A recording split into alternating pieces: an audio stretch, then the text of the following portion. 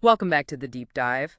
Our mission, as always, well, it's to cut through the noise. We want to extract the most important nuggets of knowledge and insight from a stack of recent sources. Today, we're diving deep into a pretty comprehensive set of updates from Confluent. These cover the period from, let's see, June 11th right through to July 3rd, 2025. Think of it less as just a feature list and more like a strategic snapshot. It shows how data in motion is evolving, at its very foundation, and what that means for how you actually build things. Yeah, that's right. Confluent's whole vision, their core mission, is really about building the platform for data in motion. It's about empowering organizations, letting them innovate and adapt in this, well, digital-first world we're all in. Yeah. And this specific batch of updates, it really reveals some powerful industry trends.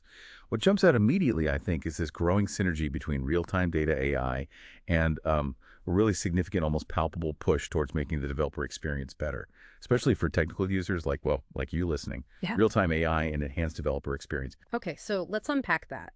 This intersection of AI and real-time data processing, it's fascinating, isn't it? We're seeing a shift, AI moving away from just being a tool for looking back, for retrospective analysis, towards something much more, well, dynamic. The big question for a lot of organizations seems to be, how do you actually leverage these continuous data streams to power systems that are genuinely intelligent, systems that can respond right now? It is a fundamental transformation, really. Traditional AI often works on historical data, stuff that's batched up. But for AI to be truly responsive, truly dynamic, to operate in the moment, making decisions or taking actions, it absolutely requires real-time data. It's fundamental. This moves AI beyond just giving insights. It allows for immediate action, operational intelligence, right when it matters most. And that brings us straight into one of the, I think, most compelling developments in these updates, event-driven AI agents with Flink. The sources are highlighting how these agents are kind of redefining enterprise AI. They rely on real-time data, they're event-driven, meaning they react as things happen, and they offer scalable autonomy. Sounds pretty crucial for future AI workflows. What is it that makes them so transformative for enterprise AI? Well, the implication of having event-driven architectures for AI is profound. Just think about it. When an AI system can consume data, process it, and then react to it milliseconds after it's generated, well, that opens up a whole new class of applications. We're talking about moving from AI that's just descriptive, maybe predictive, to AI that's prescriptive and truly operational. The system itself can take action based on live data insights rather than just, telling you what might happen later. This is critical for everything from, say, instantaneous fraud detection to really dynamic real-time inventory adjustments, things that need immediate response. Okay, that sounds incredibly powerful, enabling AI to act in milliseconds. But what's the biggest hurdle for organizations trying to actually implement this? Is it purely a technical challenge, or is it more about maybe organizational change? That's a really good question. Because while the capabilities, they're advancing incredibly fast, a huge hurdle is often just organizational inertia. Moving to event-driven AI, it requires a shift in mindset. You have to move from thinking in batches to thinking in continuous flows. It's about designing systems and honestly even structuring teams to think in terms of real-time events. And that can be a much larger cultural shift, an architectural one, than just deploying some new software. Right, that makes sense. It's a different way of thinking. And this focus on real-time action, it really shines through in Update 9, doesn't it? Which dives into building AI-powered personalization engines. And this isn't just theory. The sources actually detail a 7-step tutorial using Confluent streams with Databricks, specifically for marketing personalization. What makes this particular use case so impactful for businesses? Yeah, this example, it really underscores the direct business value of real-time AI. Personalization at scale. Proper personalization requires understanding user behavior as it happens right now. Confluent Streams give you that continuous pulse of customer interactions, what they're browsing, clicking, buying, and then Databricks can process that with AI to deliver tailored experiences instantly. You're not waiting for some daily report to figure out what happened yesterday. You're personalizing the experience the very moment a customer engages. That's the power. And sort of bolstering that connection even further is Update 10, Tableflow, Delta Lake, and Unity Catalog integration. Confluent's latest Tableflow update, it seems designed to streamline that real-time Lakehouse data access. It connects Databricks Unity Catalog with Delta Lake, and it's explicitly noted as being crucial for powering these real-time AI applications. How does this actually simplify the pipeline? Getting data from the stream into the Lakehouse to feed those AI models. Yeah. Oh, this integration is a true game changer. I mean it, for modern data architectures. It essentially bridges that gap between the raw, maybe unstructured data you often find in a data lake and the structured, queryable data you have in a data warehouse. For AI, what it means is that models can easily pull historical features from the lakehouse and combine them with real-time events coming straight from the streams. And critically, all within a unified security and governance framework like Unity Catalog. This leads to richer, much more accurate predictions and actions, but without needing these complex, fragmented data pipelines we used to build. You're essentially giving your AI the complete picture, past and present, not just, a small slice.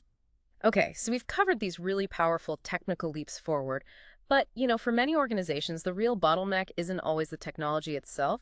It's often how accessible it is, how intuitive it is for the developers who have to actually use it. So let's pivot a bit and talk about that human element. How are developers interacting with these new capabilities? That's a really important question, because if the underlying tech is getting more sophisticated, how do we make sure it actually becomes easier for engineers to build on it, not harder? And that's exactly where this focus on developer experience comes in. Right. And that's the heart of Update 3, Developer Experience in the Age of AI. This update looks at how AI is reshaping the developer experience. Specifically, it focuses on Confluent's enhancements for coding with AI-powered assistants like GitHub Copilot, right inside popular IDEs like VS Code. This sounds like a pretty significant step towards enabling real-time, secure data streaming workflows more easily.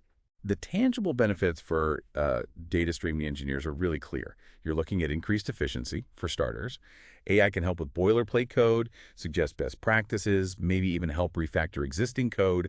This directly translates to better code quality, potentially catching issues early. But crucially, there are also inherent safety aspects built into these AI-assisted tools, especially for critical data operations.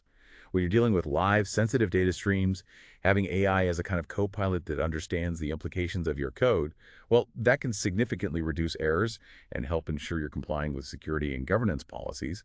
It's really about empowering developers to build faster, yes, but also safer. Okay. While AI-assisted coding is definitely a plus for efficiency, is there a risk? Does it maybe abstract away some of the fundamental understanding that developers really need for building robust, critical data pipelines? That's a valid concern, definitely. The goal isn't really to replace foundational knowledge, but more to augment it. These tools, ideally, handle the repetitive stuff, the error-prone tasks. That frees up developers to focus on the harder parts, the complex logic, the architecture, the actual business problems they're trying to solve. It's kind of similar to how modern IDEs handle syntax highlighting or auto-completion. They don't remove the need to understand the programming language, but they make the act of coding much more efficient. The key, I think, is making sure developers still grasp the underlying streaming principles, the why behind it, even as the tooling simplifies the how, the implementation. To core platform and cloud infrastructure evolution. That's a great point about balancing the assistance with the understanding. Okay, so let's shift focus now. Let's look at the foundational platform updates that really empower all these AI and real-time applications we've been talking about. What are the underlying improvements making this possible? And maybe more strategically, what implications do these have for how you manage your data in motion? Right, because every robust application, it relies on a solid foundation, doesn't it? These updates are really all about enhancing that core infrastructure, making sure it can support the increasing demands of real-time data and AI, while ensuring security, scalability, and operational simplicity, right down at the fundamental level. So let's talk about the big milestone release. Update 6, Confluent Platform 8.0. This sounds like a pretty significant release. We're seeing the general availability, the GA of client-side field-level encryption. That's huge for security. And they've also removed Zookeeper. Now, that was a critical component, but often quite complex, needed for coordination. Removing it should really simplify operations. Plus, new capabilities for managing Apache Flink directly within Control Center. That's a lot. Oh, absolutely. The importance of each of these features, especially for enterprise adoption, it's paramount. Take client-side field-level encryption. It gives you really granular data security, making sure sensitive data is encrypted before it even hits the network or gets stored. This isn't just another security feature. It's a fundamental shift towards, zero-trust data architectures. By encrypting right at the source, you protect sensitive info, even if your underlying infrastructure somehow gets compromised. That's non-negotiable for industries like finance or healthcare, especially in today's world. Yeah, absolutely critical. And removing Zookeeper, equally impactful. Think of it like tearing down some old, really complex scaffolding that needed constant attention, constant maintenance, and replacing it with a structure that's self-supporting, much more streamlined. Hmm. This isn't just about efficiency gains. It dramatically reduces the cognitive load on your engineering teams, frees them up for innovation instead of just, infrastructure babysitting. Less babysitting, more building. I Yeah. like that. It's exactly. And adding Flink management directly into Control Center. That streamlines stream processing deployments and monitoring, makes it far easier to leverage Flink's power without needing a bunch of additional tooling and overhead. It's all about making these complex systems easier to secure and easier to operate. That paints a compelling picture, a more secure, simpler foundation. And for those leveraging the cloud, Update 5 gives us a Confluent Cloud Console feature roundup. This console is pretty essential for users, right? For monitoring, investigating, acting on their Confluent Cloud resources, topics, clusters, consumer groups. These latest updates, they seem focused on streamlining workflows. What's the biggest benefit you see from these kinds of UI enhancements? Well, the Cloud Console updates are critical because they make complex operational tasks just more intuitive and faster. In a cloud environment, having a powerful but also user-friendly interface, it's paramount. You need to quickly diagnose issues, scale resources up or down, provision new topics. It means engineers can spend less time kind of clicking around, navigating complex configurations, and more time on actual application development and solving problems. When you're managing hundreds, maybe thousands of topics, every little bit of UI streamlining adds up to significant operational savings. It really does. Makes sense. And interoperability with other cloud services, that's also absolutely key for building these robust distributed systems. Which brings us to Update 4, the Confluent and Amazon EventBridge connector. This connector facilitates streaming real-time data from Confluent to AWS EventBridge.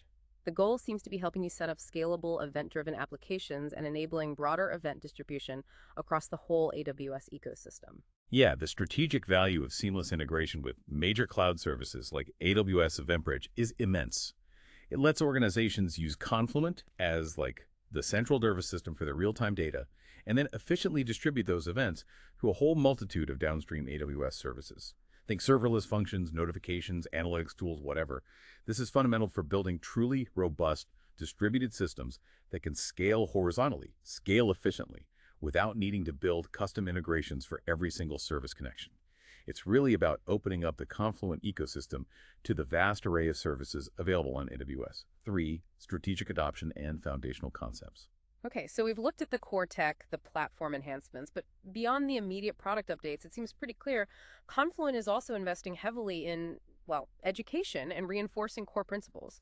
So let's broaden our view now. How are organizations strategically adopting data streaming, and how are they reinforcing that foundational understanding? Yeah, because scaling real-time capabilities across a whole enterprise, it isn't just about deploying the latest shiny tech. It's equally about organizational maturity, adopting best practices, and making sure there's a deep understanding of these streaming concepts among the engineering teams. That's crucial. Which brings us neatly to Update 7, 5 tips for enterprise-wide data streaming. The sources highlight the challenges organizations face as they try to increase their data streaming maturity. And this update gives 5 actionable tips to overcome those hurdles, focusing on practical enterprise adoption. It's about making sure the tech gets used effectively, right? Not just deployed and forgotten. What's maybe the most common pitfall you see organizations hit when they try to scale data streaming? And which of these tips maybe directly addresses that? Well, what's fascinating here is understanding that typical maturity curve for data streaming inside organizations. Many start with just point-to-point integrations, maybe connecting 2 systems. Then they quickly realize, we need a more centralized strategic approach. The most common pitfall I see, probably organizational silos. Different teams building their own streaming pipelines, completely disconnected from each other. It becomes chaos. These tips directly address common roadblocks like skill gaps, data governance issues, and particularly the need for a coherent, shared strategy for data in motion across the company. Addressing these challenges is absolutely crucial if you want to scale real-time capabilities across the entire enterprise, transforming it from just an IT tool into a core business capability. Kind of like trying to get everyone in a huge company to switch from sending physical letters to using instant messaging. You need more than just installing the software. You need a coordinated shift in how everyone communicates and operates. That's a really helpful analogy, actually. And beyond these practical tips, there's also this emphasis on core foundational concepts. Update 2, which has this unique title From Ponds to Pipelines, it takes a bit of an unconventional approach using chess analogies to teach Flink and Kafka stream processing. It's structured to help technical users really grasp core concepts like stream table duality and event time logic.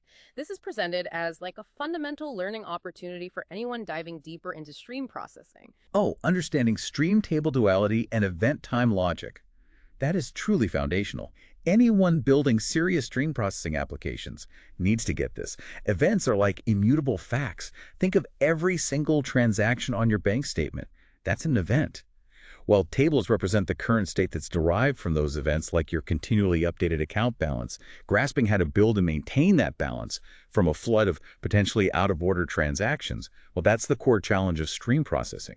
This update uses a novel approach, sure, but these concepts, they are the absolute building blocks for creating accurate and reliable real-time systems. You have to understand them. It's easy to get lost in the tech sometimes, isn't it? But ultimately, these powerful tools, they only matter if customers can actually succeed with them. Which brings us to this next update, focusing on customer success, a vital reminder of that human element. Update 8, Confluent Champion Customer Success. This gives us a peek into Confluent's commitment to customer success, highlighting roles like the Principal Customer Success Manager. Yeah, and this raises a really important question. How do enterprises successfully adopt complex technologies like a whole data in motion platform? It relies not just on having robust product features, but equally on having strong customer support and, frankly, a deep understanding of the customer's specific challenges. A role like a principal customer success manager, for instance, they act as a bridge. They connect the product's capabilities with the customer's actual business needs, making sure they achieve real-world value. It's a recognition, really, that even the best technology needs dedicated support, dedicated partnership to truly thrive in complex enterprise environments. It's not just about the software. Outro. So wrapping this up, what does all this mean for you, our listener? We've covered quite a bit today, haven't we? The core takeaways from this deep dive, I think they're pretty clear. There's a strong, accelerating push into real-time AI and personalization. There's this continuous evolution of the core platform capabilities focusing on security on massive scale, and a significant strategic focus on simplifying things for developers and making sure enterprise adoption is actually successful. Absolutely. These updates, taken together, they really underscore a clear trend. We're moving towards increasingly intelligent, increasingly autonomous, and seamlessly integrated data systems. Understanding data in motion is no longer just some IT concern tucked away in a corner. It's rapidly becoming a core driver of business innovation. It's essentially like building the central nervous system for your digital enterprise. The path forward, it seems clearly paved with these real-time, event-driven foundations. That's a powerful vision. And maybe a final thought for you to consider. How might these specific advancements, the AI agents, the easier integration, the platform simplification, how might they change the way you approach real-time data challenges in your own projects or within your own organization? Definitely something to chew on as you think about the future of your data architecture.